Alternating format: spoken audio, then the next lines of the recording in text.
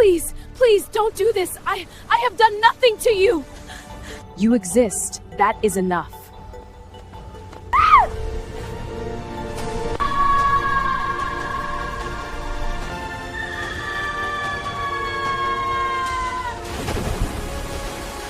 A fisherman named Ebo finds her 12 minutes later, face down on the wet rocks, the sea foaming around her ankles. He drops his net, runs. When he turns her over, he staggers. God Almighty! Ada? The gash above her left eye is deep and coring. Her lip is split. The entire right side of her face is darkening fast, swelling into something almost unrecognizable. But it is her. Owen, the hunter's daughter.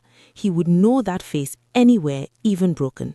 Somebody help me, he screams toward the shore. Somebody come now.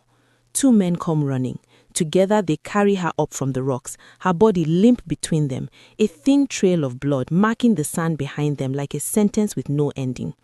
By the time they reached the village, a crowd had already gathered at the sound of Ebo's screaming.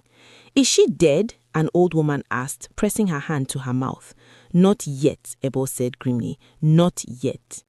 Owen hears it from the eastern forest. Someone runs to tell him, just 3 words, Ada, the cliff, and he drops his traps and runs with the kind of desperation a man only discovers when everything that matters is suddenly at risk.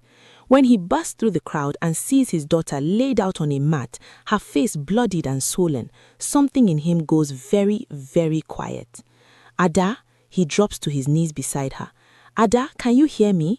She doesn't answer. Her breathing is shallow, ragged.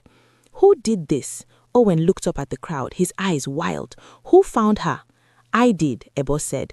She was at the bottom of Crow's Cliff, Owen. At the bottom, on the rocks. Owen's jaw tightens. The crowd murmurs, because every person standing there knows the same thing Ebo knows. The path to Crow's Cliff leads nowhere useful. There is no market that way, no stream, no reason for a young woman to be on that path alone on a Tuesday morning. And Ada, careful, quiet Ada, was not a careless girl. She did not fall. But nobody says it out loud, not yet.